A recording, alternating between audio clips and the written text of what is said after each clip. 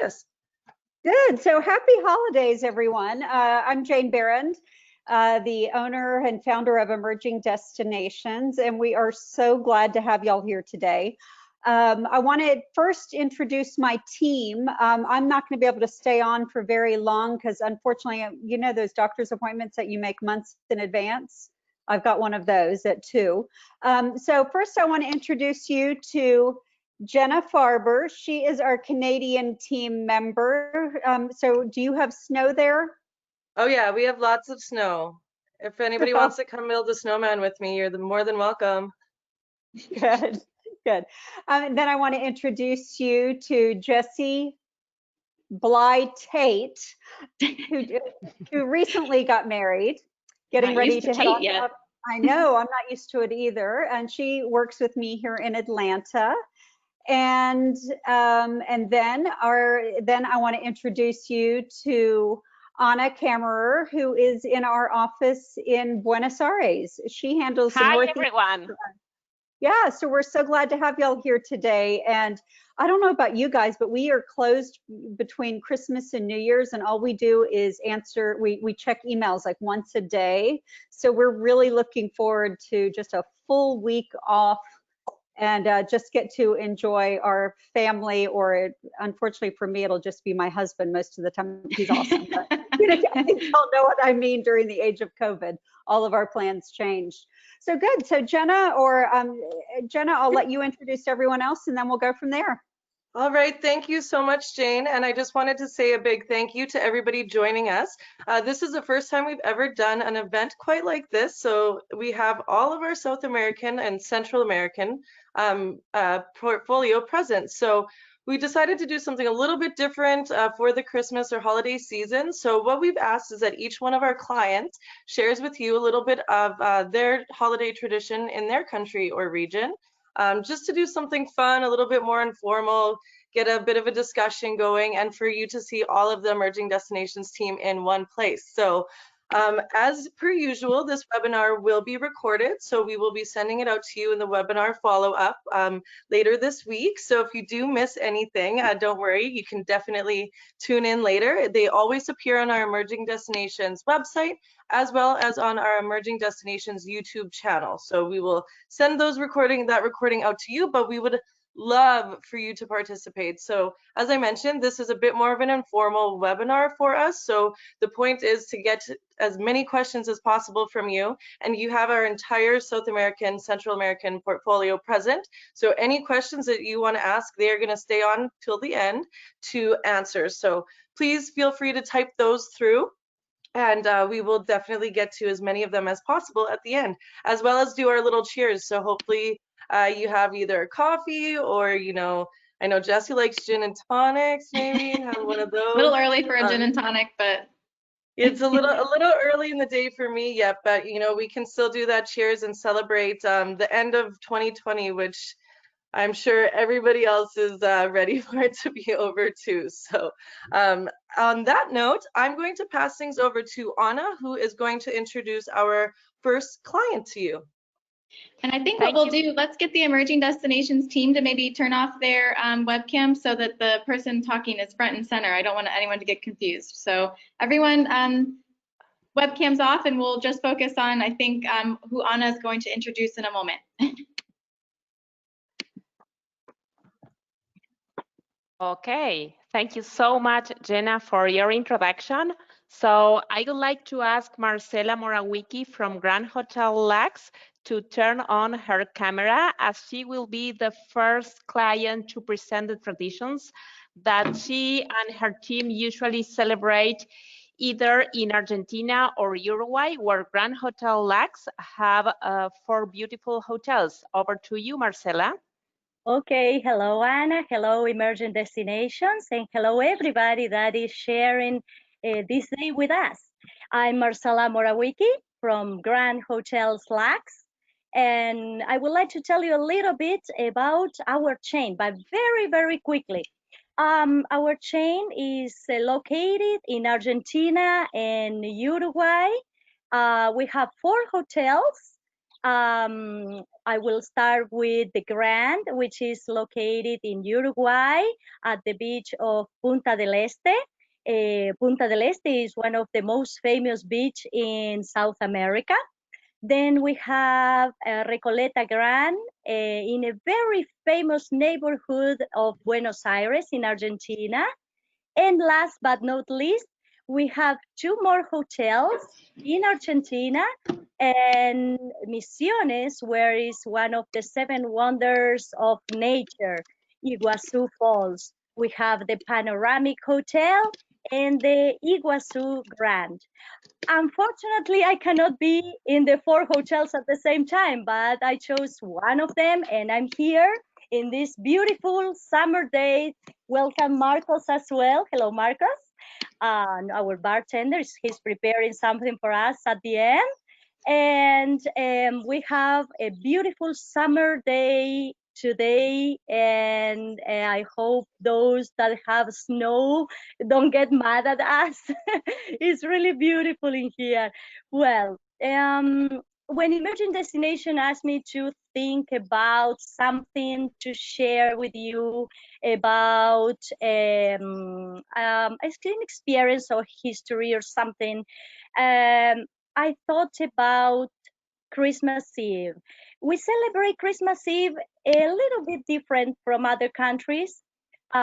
We share this tradition with Uruguay and Argentina, which is the same thing. We celebrate in the following manner. I will tell you a little bit about my personal story as well. The night of Christmas Eve, some people go to church and then get to dinner. And in my case, we gather in family, usually in grandma's house, after dinner, waiting for Santa Claus to come. We have some drinks, turn off some lights, waiting for that big moment, waiting until midnight. And the kids are very anxious, waiting until 12 o'clock. Everybody's so excited, so happy. In the middle of that reunion, one adult sneaks out of the group, goes through the front door or front window, sneaks inside, gets the present, put all the presents under the Christmas tree, and then they have to leave a little steps, go into the front door and making like simulate. Funny because maybe one of the kids is asking, where's mama, for example, and there's always an adult saying, mama went to the ladies room. It's like the longest ladies room trip. It's so funny. And then when the adults come back and we have everything set up, grandma said, I think I heard something in the front door. Maybe we can go all together and see what we can see under the Christmas tree. And we go all together and check the presents. We say Merry Christmas, take pictures, send into the rest of the family that they couldn't come. And we enjoy that, waiting until midnight and enjoy it with the family. So is that what I wanted to share with you? And of course, I want to share my drink that is almost ready here. Thank you so much, Marcela, for sharing your story and your traditions with all of us. Now I would like to ask you to turn off your camera, and the next person that I will be introducing to. I have the pleasure of introducing Mauricio Kusanovich of Hotel Las Torres, one of my personal favorites in the world. I haven't traveled extensively throughout South America, but Patagonia holds a very special place in my heart. So Mauricio, if you don't mind turning your webcam on and giving us a little bit of Patagonian holiday spirit. Hey, thank you guys. Thank you for inviting us. Okay, so like everyone says, my name is Mauricio. I'm part of the family that owns Las Torres Reserve, which is a collection of hotels and refugios in a beautiful place like Patagonia, Torres del Paine. So what I'm going to talk about today, it's a very typical tradition, not just for Christmas. It's like a roasted famous lamb, Patagonian style, right? Doesn't really have a specific name. It's a lamb on a stick. There's different translations, but I'll tell you about a couple of ingredients. Very important to have this beautiful lamb. First of all, the place. It has to be a lamb from Patagonia, specifically Torres del Paine. So whoever's wondering where we are, we're located right at the bottom of Chile, very south in the Magallanes region. The national park, it's a big national park, and actually we represent only 2% of the national park, but we're in the middle of it, right in the heart of Torres del Paine. This is a picture of a Hotel Las Torres, which is the biggest hotel we have, and you can see there, it's right there underneath these famous peaks of granite of 2,000 and something meter high. So it's very important, the lamb, to grow and around these landscapes, beautiful places, glaciers. So that's it's an ingredient hard to have back there, right? Second very important ingredient, the family that makes the lamb. You know, we are part of a family pioneer in Patagonia. Since the early 60s, we've been here, and actually it's a farming industry. It's been our main tradition, you can say. That's why we use cattle, horses, and lamb. And of course, the lamb has to be a strong and happy lamb, right? And has to be raised by gauchos that live there, and it's part of our tradition. One thing, they have to be strong. You know, it's very important. If they're not strong, it's hard to survive the Patagonian winter sometimes. You can see there, you know, since they're little, they have to struggle, and they have to be surrounded by a lot of wildlife. Nature, it's a big part of things. A lot of friends of the lamb, right? You have guanacos right there in Torres del Paine. You have ñandús, similar to an ostrich, and our friend, maybe not a friend of the lamb, but the beautiful puma, which is all around Torres del Paine, and it's actually they don't get along that well, but you know, luckily for the lamb, there's a lot of guanacos the puma can eat. So how do we go from here, from this lamb that lives free on nature, of natural pastures, to this roasted lamb? So I'll explain you a little bit about how the process is, and maybe you can simulate this, okay? So first of all, it's called cordero al palo in Espanol. It's like lamb on a stick. So how the process works? First of all, you need to have like a 10, 15 kilos lamb, and then you cut it pretty much not in half, but you open the lamb. So when you put it to the fire is gonna pretty much heat the whole lamb evenly, right? It's very important. It's important also you spread the lamb and that's why we use this metal infrastructure or these metal things. Now you find all different kinds of ways to do the lamb, but this is the most typical things. But the lamb, once you have it there, it's very important also to have it firm. And why I say firm, because sometimes what these guys are doing there, you know, they're just making the lamb very firm. So because after 3 or 4 hours in the fire, there's some parts that are going to start to loosen up. That's why we also use wires and strands all the different parts of the lamb, so it doesn't fall. It's very important, this part. If you don't have it well, if it's not firm, the lamb may fall, and you really don't want that. So once the lamb is there, there's another important thing to use the salt. One thing you do is with the salt, you put water on the lamb.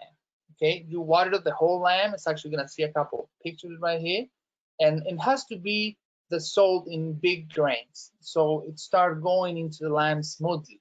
Yeah, this is a very important process because and it's actually not that's all you need to start lamb on a stick or the roasted lamb, right?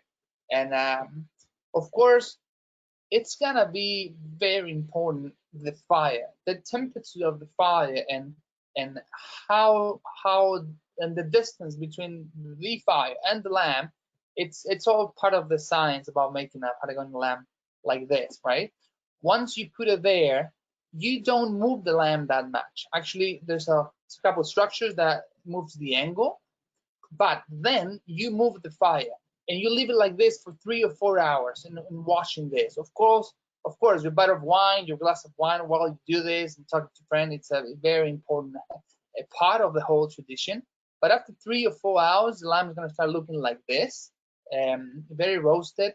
And then there's the final touch, and the final touch, it's actually it's done differently, but it's called the chimichurri. We need to put the chimichurri on the lamb. We use some rosemary leaves, some onions, some species, different families, they have their secret ingredients, and then we take all this leaf with water and start spraying like brushing the lamb, right? And you put all the flavor into the roasted lamb, and you leave it like this for the last 20-30 minutes, depending on the fire, So this is the most important part. It gives a very special flavor. And there's 2 ways of eating this. Of course, the first one, it's right there from the lamb directly. Just take the hand and just start taking the pieces of meat. Now it's called the carancho way, because the carancho, it's a bird. And the other one, it's like this. Just cut the lamb and serve it on the table. Very simple, but it's gonna be for sure one of the most exquisite meals that you will ever have. Okay, so that's the recipe, and hope you can actually join us, guys. It doesn't have to be Christmas. It could be any time of the year to have this amazing roasted lamb Patagonian style.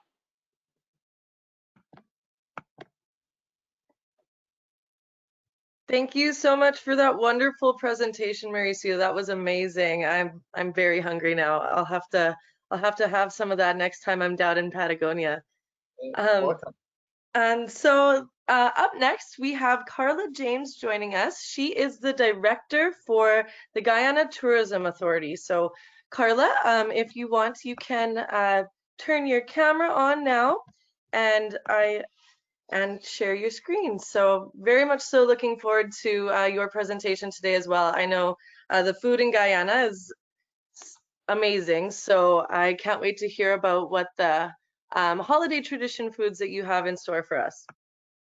So Christmas in Guyana, I think if I can definitely, share what that's equivalent to, that's relatable to you, it's like Thanksgiving, basically. And I think Christmas Eve is probably the most busiest, because that's when all the preparation of all the foods and everything start to happen.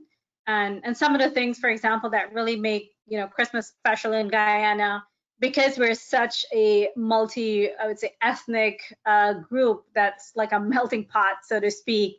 There are things like garlic pork, sorrel, which is a drink that we would make, ginger beer, and of course, black cake that's made with the 15-year-old El Dorado rum, the best rum in the world. So definitely a good time to be in Guyana to have all these goodies and great food. But today I'm actually going to be focusing on the pepper pot, which is definitely, going to be in every Guyanese household, basically for Christmas. And this is like our main dish, so to speak, on Christmas morning.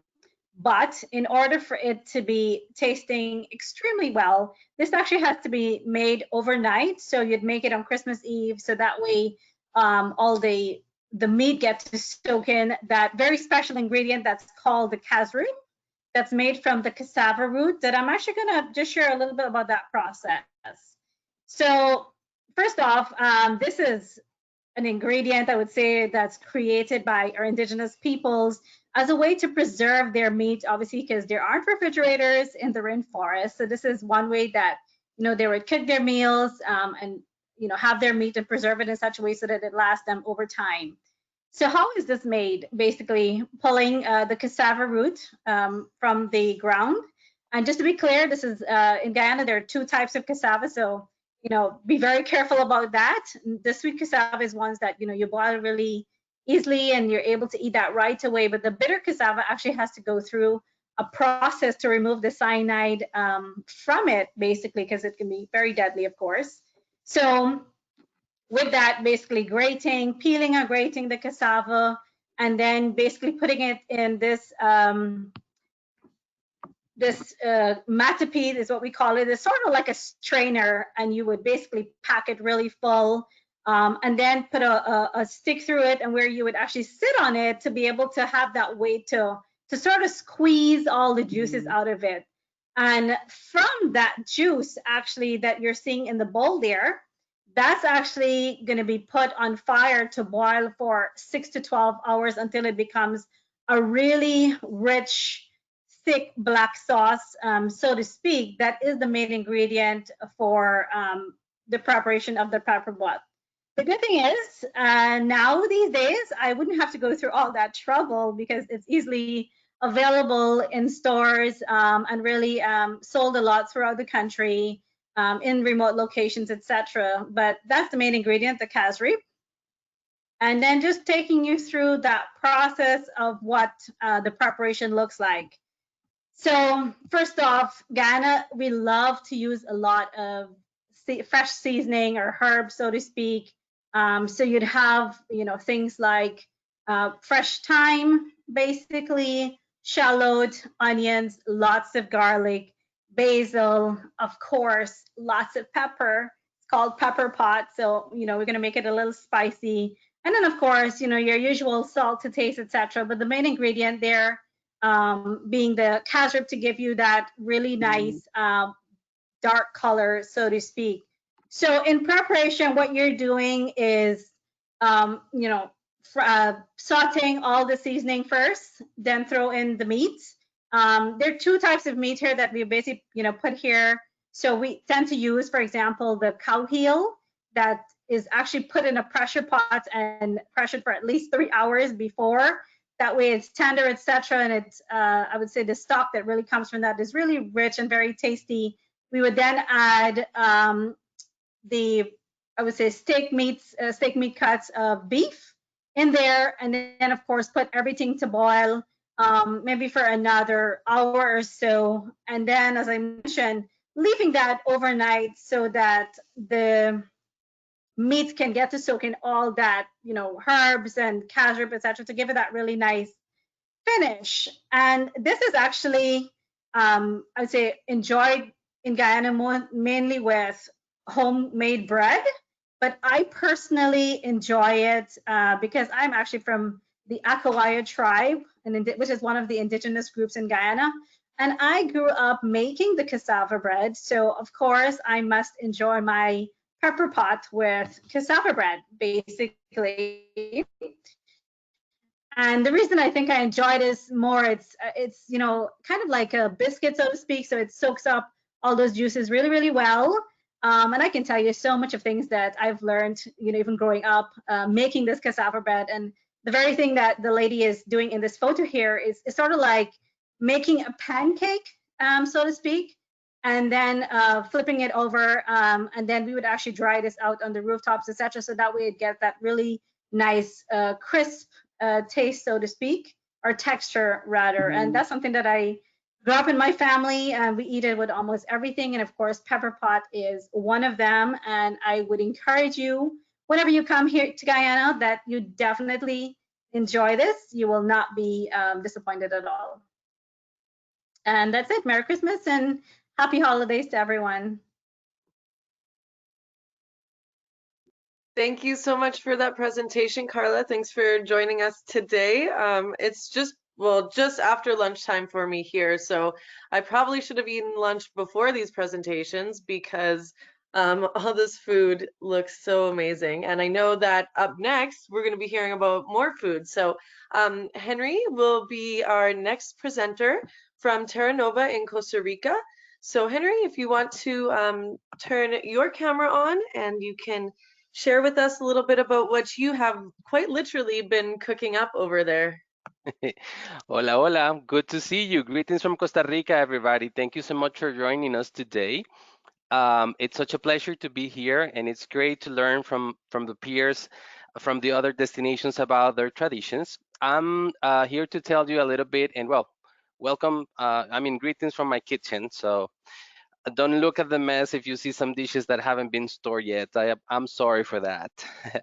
I wanted to share with you one of the main traditions that we have here in Costa Rica for the seasons. for this season, and which is actually the making of tamales. So let me share with you my screen because I do have a little presentation for you to see. And I always have problems with this. So hold on just a second.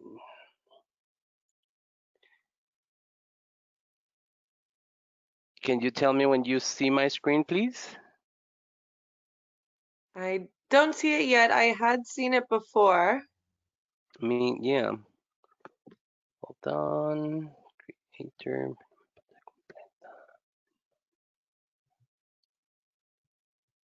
There we go. There you go. Okay, perfect. Okay, so this is, I don't know how many of you are familiar with the tamales. Tamales is quite a traditional food that actually it's quite popular all the way from some parts of Mexico down to even South America. Here in Costa Rica, we do cook them in a kind of a different way. As you see, it's basically some kind of cake wrapped into banana leaves that it's broiled. These are some of the ingredients, as you can tell. And well, the main ingredient is actually the corn dough. And the corn dough, it's actually shell corn, which is cooked until smooth, and then is ground until the dough is obtained. This here in the pot is actually the dough. And this is the key for any tamal. And how does that happen? Well, every December the 24th, most of the families get together. I don't know what's going to happen this year, but I'll let you know later. We haven't figured it out yet. But we get together and we cook the dough. And they say, grandmas in Costa Rica say that the secret is in the dough. It depends on how well you cook this dough, and that's how delicious your tamal is going to be.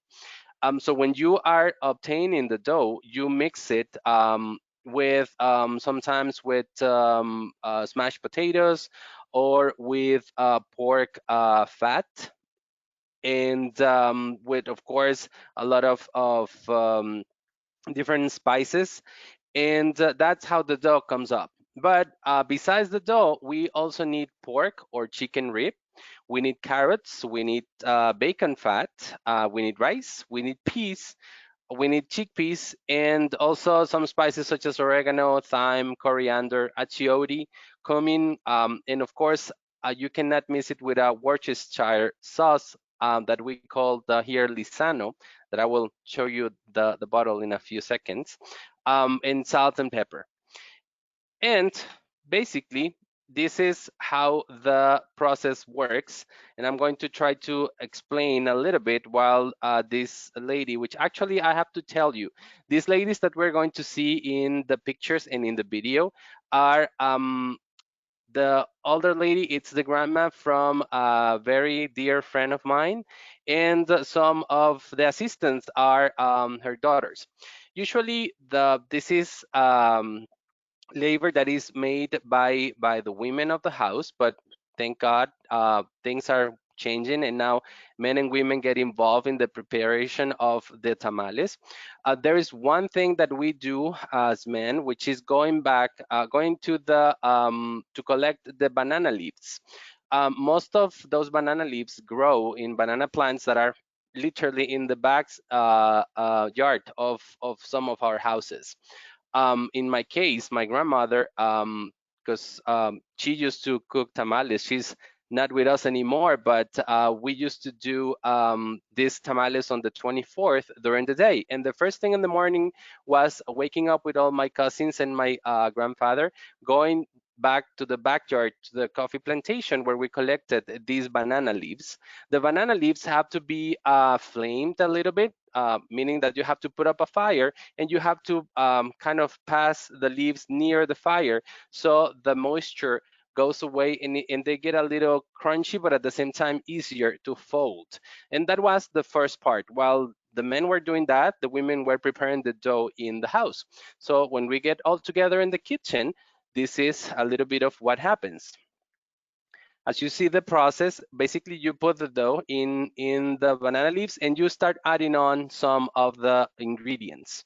The ingredients that I mentioned to you are the regular ones. Other people uses raisins and things like that, but that I mean, I personally don't like those that much. The simpler, the better for me. So this is how they are put together, and there's no right or wrong way to do it. Then you just wrap it like you're watching here, cut the extra amount of leaf, and then you tie them up. This is another video that goes a little faster. Oops. Okay, there you go. As you see the dough and the different ingredients, and over there you have the firewood stove where we cook this, and this is the grandma over here counting the piñas, or the pears as we call them, and she used to tie them. This is another view of what happens behind the scenes during the process. And like I said, there's no right or wrong way to do it. You just put together the ingredients, and well, my grandmother was very strict about it. She did have a way to do things, but you know, you learn, and that's how they look when you are tie them up in pairs, and they are put into a big pot that it's broiled until they cooked. And this is the final product. But I have something to show you here. And that's the final product with the Worcestershire. It's always hard to say that word, a sauce. But let me finish the presentation because I have something to show you here. Okay. If you just go to underneath the sharing tab, you just hit stop sharing screen, and then we'll just see you in a large version. There we go. There am I. Okay. Well, I don't know if you can see me, but I have a final product here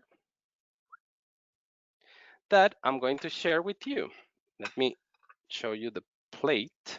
And then look at my belly, please. And this is how they look. Jenna, I'm sorry you didn't have lunch before this because I know that was my fault. yeah.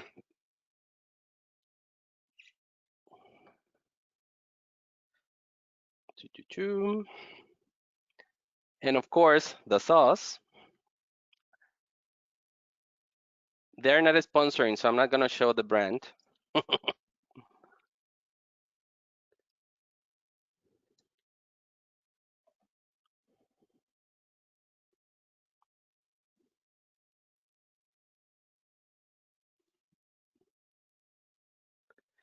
So, bon appetit.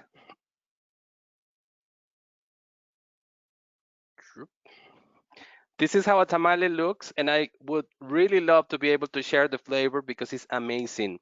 So happy holidays from our family in Costa Rica to yours. Wishing you the best in these beautiful times, and happiness, lots of good luck and good things coming next year. And Merry Christmas to you all. Thank you so much, Henry. I'm just like Jenna. I am quite envious. I had a friend come over a couple weeks ago, and she's from Guatemala. So luckily, I got to have some homemade tamales as well, a little different. And I'm actually going to ask you about that. I do have some questions that have come through. I know we're just at the 40-minute mark, but I have at least one question for each of you that has come in. So I want to start out with Marcella. Marcella, you've been sitting there so patiently for so long. I have quite a few people that have jumped in and said they are jealous about the weather. Me, myself, it's quite cold here in the south. But if you don't mind turning your webcam back on, what were you drinking? We want to know the recipe. It looked like someone was coring a pineapple. He's the bartender. My apologies, I missed his name, but he's been quite at work this entire time. Oh, yes, he's working really hard. His name is Marcos. Hello, Marcos. Hi, Marcos. He's working on our drink. Our drink is made of a pine. He was finishing right now. Okay. Inside, you can put it whatever you want, but usually at this time of the year, we put something called sparkling apple cider or Yum. champagne if you want as well. So that's the typical thing that we use in Argentina and Uruguay. And I have to ask you, will this be? Open the bottle. Oh, sorry. So is he? Is this served at each one of your hotels? Can anyone that visits any of the Grand Hotels Lux collection, can we request this drink? Oh yes, definitely. We can prepare for you at any hotel of the chain. We can prepare Wonderful. that summertime actually, because it's really hot in here. That's why you have to put the hat on. Well, we definitely need the recipe. We'll all join in for a cheers at the end. So it looks like Marcos might be finishing up. So I've got my drink here too, but we need the recipe. That's come in quite a bit. Okay, thank you. My next question is for Mauricio. So Mauricio, if you don't mind jumping in. Marcela, you can turn off yours, sorry. Hi, Mauricio, thanks for sticking around. Okay. You mentioned that the lamb that is roasted needs to be raised by gauchos. What's a gaucho? Well, a gaucho, it would be the close to the cowboys. You know, Okay. It's the people that have been in Patagonia through their life, and they pretty much lived to raise cattle. A gaucho can take care of the lamb or the cattle. You know, it's because we don't have here in Patagonia, for example, you know, feedlots or things like that. So every cattle we have, it's raised in thousands and thousands of hectares, and the gauchos are the ones that take care of them, and they have a whole tradition here in Patagonia. So it's really interesting, the whole tradition of the roasted lamb. It's quite a process. It's not just a random you know, unlucky day for a particular lamb. It's quite the process, it seems like, which is really awesome to hear. Jane was typing through. She's still here. Jane, if you want to, I don't know if you've run out quite yet, but her husband was taking notes while you were playing the video, because if any of you have been to Patagonia and have had the roasted lamb before, it's to die for. What are some sides that you guys serve with the roasted lamb? Is it quite simple, like a meat and potatoes, or is it depend between houses? Or yeah, it could be as simple as you mentioned, potato and tomato, or but also it could get creative, you know, and it's actually, it depends on the people, depends of your taste, but usually it's a simple one. It's a lamb, potato, and maybe other kinds of meat, you know, like sausage and things like that. But and actually most of the time it's pretty much just lamb. You know, we just eat it there with the hand. it melts in your mouth. When I was at Cerro Negro last time, it's like candy. It just, it's so good. Not sweet, but it's just like, it's so addicting. So it is. Thank you so much for sharing. My next question is for Carla. Carla, if you don't mind jumping back in.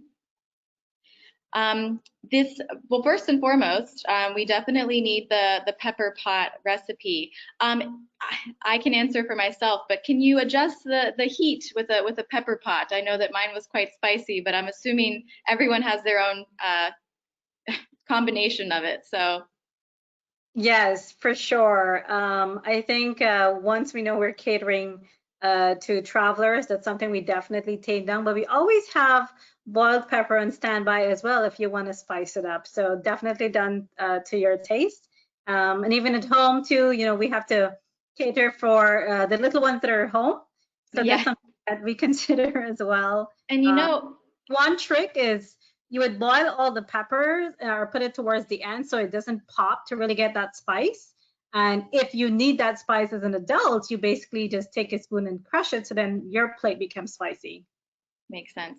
You know, some of the best curry dishes I've ever had was in Guyana. So you guys have definitely perfected pepper pot, and I had some of the most delicious curries there. I know you guys are such a melting pot in Guyana, so the curries were absolutely delicious. Thank you. And we need the pepper pot recipe. I can't tell you how many people are we going to get the recipes for Marcela's drink and the lamb and the pepper pot? So definitely make sure to send that through. I wanted to let you guys know, don't worry. Unfortunately, so sorry about Leslie's with Jungle Experiences. She was just having some technical difficulties with her audio and video. What we'll try and do is get Leslie on personally so that she can share a holiday tradition. But I wanted to ask one more question to Henry. So Henry, I hope you, I don't know if you finished your tamale quite yet, but we had a question come through. You're using banana leaves, and some people use the corn husks. What's the difference between the husk and the banana leaf, and is that, I'll leave it to you. Okay, well, that's it's a traditional way that we use here in Costa Rica. But yes, you could also use the corn hash, but we use that for more sweet recipes. We have like some kind of cornbread that it's sweet, and we use the corn has for that. But for tamales, we always use the banana leaves. They actually do give a special taste to the tamal, and it really helps in the whole process of cooking because of that extra taste that you get from it, and that's why we use it. It's just our traditional way to do it. We Makes sense. most of our well, this comes from indigenous times, and back in the day, we didn't grow that much corn. We used to grow a lot more bananas because they grow in the wild, and they are there are a lot of different types of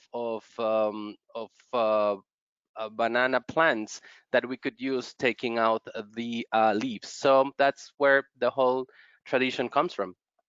Wonderful. One last question for you, and it's out of my own curiosity. You mentioned the Worcestershire sauce that goes on the top. Do you guys have do you home make any sauce, or are you just kind of the tamales, the whole art? It seems like it could use a really good sauce on top, but you don't want to ruin it. I'm just wondering if there's another. You know, actually, for the tamale, we don't have the tradition to use any kind of sauce besides this Interesting. one, and it's just a very dense vegetable sauce. And well, nobody knows actually the recipe because it's kind of a brand that it's the one that we all get, and I everybody have some. Yeah, has tried. I know. I Okay, there you recognize go. your bottle. There you go. So you have tried that brand, and it's just, I don't know, it's as old as Costa Rica, I guess, and that's the one we use for meats and for a lot of stuff. But with tamales, it works amazingly. Besides that, we don't use a lot of chili. The Costa Rican cuisine, it's not a hot or spicy cuisine. We go more for the nature flavors of things. So we just use this one for the tamales, but yeah, we don't use any other sauce, and it's not produced at home. It's purchased at the supermarket. I have to be honest. Easy enough. I love it. Well, thank you guys so much. Jenna, if you want to put off the share screen, and I just want everyone to turn back on their webcams, everyone. I'm working and my boss is on the line, so I've grabbed a Coke. I wish it was wine or a gin and tonic, but at least I have something. But for those that are still left on, ooh, are you drinking a mule, Mauricio? Is it a mule of some sort? Oh, that's okay. And Marcos has been working so hard. Look at, now we finally have the end result. So if everyone wants to, everyone that's still here, happy holidays, raising a toast. Thank you so much for joining us. This is the first, hopefully, of many holiday specials. We appreciate all of you from Central and South America joining us, and we really appreciated your time and sharing your holiday traditions. Cheers, everyone. Cheers. Cheers. Happy holidays. Cheers. Goodbye. Thank you. Pura Bye, vida, everyone. everybody. Thank you, everyone. Cheers. Bye-bye. Bye.